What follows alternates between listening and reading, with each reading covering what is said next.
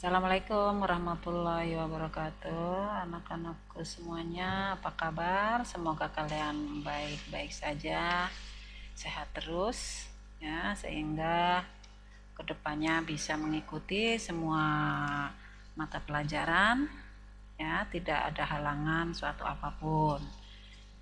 Nah, sebelum kita mulai dengan pertemuan kali ini, yaitu tentang kekuatan dan kelemahan sistem ekonomi, ya kita awali dengan membaca Bismillah, Bismillahirrahmanirrahim, dan yang beragama lain silahkan menyesuaikan, ya. Nah, langsung saja seperti biasa kita akan review dulu apa sih yang sudah kita pelajari kemarin.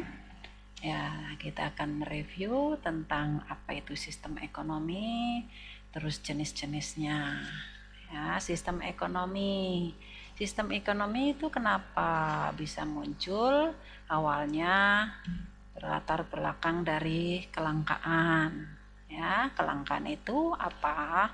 Kelangkaan itu adalah keterbatasan sumber daya ya yang tersedia dibandingkan dengan kebutuhan. Kebutuhan itu sifatnya tidak terbatas ya, terus sumber dayanya terbatas sehingga menimbulkan masalah. Nah, dari masalah tersebut suatu negara akan menggunakan suatu cara untuk memecahkan masalah tersebut.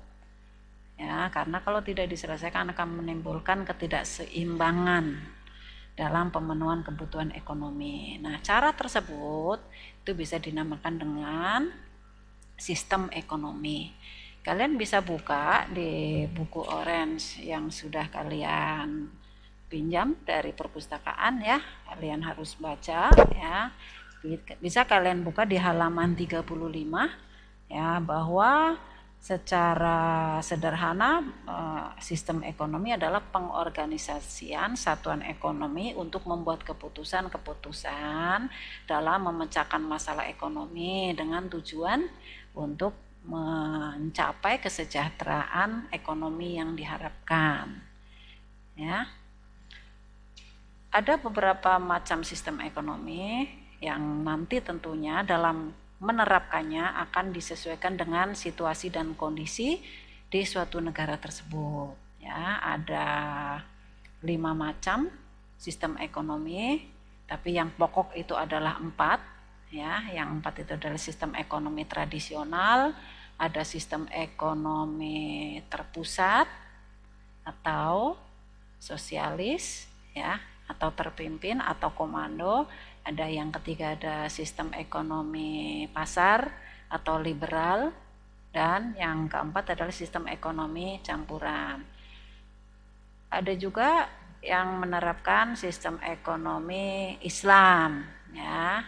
Ya, jadi ada tambahan, ada 5 jenis sistem ekonomi tambahannya, yaitu sistem ekonomi Islam, di mana sistem ekonomi Islam itu yang berlaku adalah secara universal, jadi secara umum, tidak terpaku pada ajaran Islam atau penerapannya itu tidak kaku ya, secara umum ya. Nah, terus yang sistem ekonomi yang berlaku di negara Indonesia juga ada lagi nanti disesuaikan dengan ideologi di negara kita. Nah, yang akan kita bahas yaitu sistem ekonomi dengan kekuatan dan kelemahannya. Ya, kita mulai ya. Ya, sebelumnya tujuan pembelajaran pertemuan hari ini adalah kalian bisa deskripsikan kekuatan dan kelemahan sistem ekonomi, ya, menyajikan contoh dampak kelemahan sistem ekonomi, dan terusnya ya. Untuk peta konsepnya bahwa sistem ekonomi adalah sistem ekonomi tradisional, kekuatan dan kelemahannya, sistem ekonomi campuran, terpusat, dan sistem ekonomi pasar dengan kekuatan dan kelemahannya masing-masing. Nah, sistem ekonomi tradisional, kalian bisa lihat di halaman 35. Sebelum kita membahas kekuatan dan kelemahannya, kita review dulu. sistem ekonomi tradisional itu karakteristiknya seperti apa?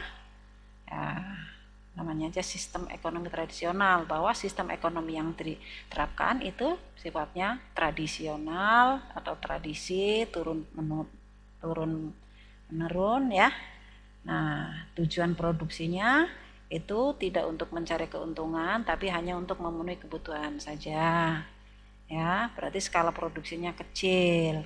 Apabila terjadi kelebihan produksi, ya itu digunakan untuk memenuhi kebutuhan lain dengan cara barter, menukar barang yang kita punya untuk ditukarkan dengan yang kita butuhkan. Ya, pembagian kerjanya juga masih sangat sederhana, teknologinya masih sangat sederhana karena bersifat turun temurun. Nah, ini kekuatannya. Nah, tingkat kesenjangan ekonominya rendah. Jadi kalau kalian lihat di halaman 35, ya, karena ini pemenuhan kebutuhannya itu masih sederhana, ya, hanya digunakan untuk memenuhi kebutuhan hidup saja, berarti tidak ada persaingan sehingga tingkat kesenjangan ekonominya rendah. Hubungan antar individu erat karena masih persaudaraan, tidak terdapat persaingan yang tidak sehat, ya, karena mereka masih melekat tali persaudaraan. Masyarakat merasa sangat aman karena tidak ada beban berat untuk dipikul. Itu kekuatan sistem ekonomi tradisional. Nah, ada juga kelemahan sistem ekonomi tradisional karena masih turun temurun, yang dibuat itu aja, berarti inovasi dan teknologinya masih rendah, produktivitas juga masih rendah, ya, dan kualitas barang kurang terjamin karena di sini persaingannya sangat kurang, ya. Nah, masuk ke kekuatan sistem ekonomi terpusat, tapi sebelumnya kita review dulu apa itu sistem ekonomi terpusat. Sistem ekonomi terpusat sama aja komando, ya, di mana perekonomian dipegang oleh pemerintah. Jadi semua yang mengatur itu adalah pemerintah.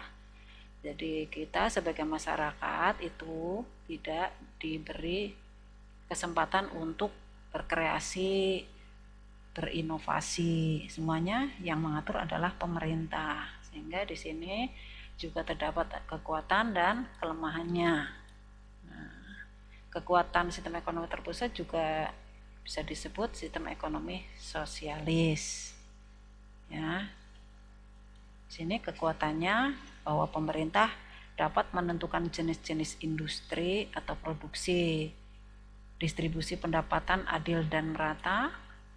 Ya, pemerintah bertanggung jawab sepenuhnya dan pengendalian dan pengawasannya lebih mudah, ya, sesuai dengan sistem ekonomi terpusat atau sosialis.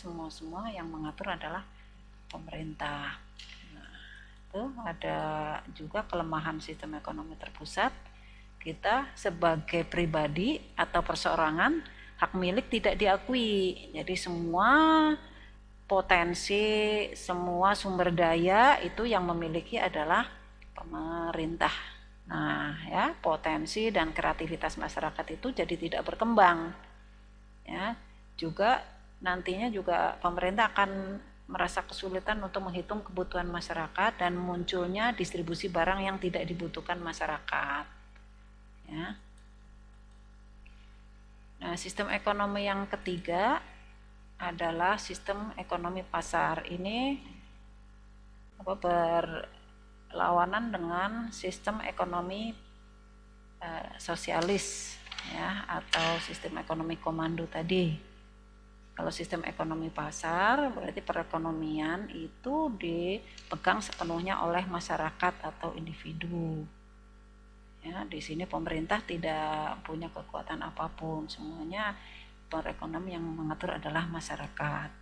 Ya, kalau di buku paket ada di halaman 36, ya. Karakteristiknya, faktor produksi dikelola dan dikuasai oleh individu. Ya, kegiatan dilakukan untuk mencari keuntungan. Berarti di sini nanti akan ada persaingan antar individu atau pengusaha ya untuk menciptakan produk yang berkualitas. Nah, di sini ada kekuatan sistem ekonomi pasar di mana individu bebas melakukan kegiatan ekonomi, ide, kreativitas, inovasi ya ini berperan sangat penting bagi mereka yang tidak berinovasi dan berkreativitas tinggi. Ini akan tidak bisa mengikuti persaingan ya. Nah, di sistem ekonomi pasar ini kekuatan yang kedua adalah persaingan usaha menyebabkan tercipta produk yang berkualitas. Itu udah pasti ya, berlomba-lomba untuk menciptakan atau memproduksi barang yang berkualitas. Nah, yang ketiga adalah terwujudnya efisiensi efektivitas kegiatan ekonomi. Tujuannya mereka adalah mencari keuntungan, berarti berusaha memproduksi barang secara seefisien mungkin dan efektivitas mungkin agar keuntungannya itu bisa sangat besar. Ya, itu dia untuk kekuatan sistem ekonomi pasar. Nah, kelemahannya ternyata ada ya. Karena persaingan begitu tinggi akan terjadi ketidakstabilan ekonomi. Ya, menimbulkan eksploitasi. Karena tujuannya para pengusaha bagaimana mencari keuntungan yang sebesar-besarnya, maka menimbulkan eksploitasi. Juga menimbulkan monopoli bagi pengusaha yang bisa memproduksi barang dengan berkualitas tinggi, dia bisa akan memonopolinya ya. Tidak ada pemerataan pendapatan. Dalam sistem ekonomi pasar ini akan dinikmati oleh orang-orang atau pihak-pihak yang bermodal besar ya, bermodal besar. Jadi di sini nanti akan ada gap, jurang pemisah antara si kaya dan si miskin ya yang sangat besar di sini. Nah, itu dia. Nah, yang keempat adalah kekuatan sistem ekonomi campuran. Berarti ini adalah sistem ekonomi campuran antara sosialis dengan liberal atau pasar ya, dengan menghilangkan kelemahan-kelemahan dari kedua sistem ekonomi tersebut. Artinya dalam suatu negara ini akan ada peran swasta dan peran pemerintah. Kalau di negara kita itu ada ya, ada perusahaan negara dan ada perusahaan swasta. Itu artinya bahwa sistem ekonomi yang ada di Indonesia itu menganut ekonomi campuran ya, menganut sistem ekonomi campuran dengan disesuaikan dengan ideologi ya. Tentunya ideologi kita adalah Pancasila. Artinya nanti bahwa sistem ekonomi negara kita adalah sistem ekonomi Pancasila. Ya, di sini ada kekuatannya ya. Ini ada yang pertama, kreativitas dan inovasi masih dapat berkembang ya. Penetapan harga dalam perekonomian lebih terkendali karena di sini ada peran pemerintah untuk mengendalikan perekonomian, berbeda dengan di liberal ya, harga bisa tidak terkendali. Nah, kestabilan ekonomi terjamin, jadi pemerintah juga akan mengawasi kestabilan ekonomi dan sektor ekonomi vital untuk kepentingan masyarakat. Ya, sektor ekonomi vital untuk kepentingan masyarakat itu kalau di Indonesia sesuai dengan pasal 33 bahwa cabang-cabang produksi yang penting akan dikuasai oleh negara, itu salah satunya ya, nanti akan kita bahas khusus untuk sistem ekonomi di Indonesia.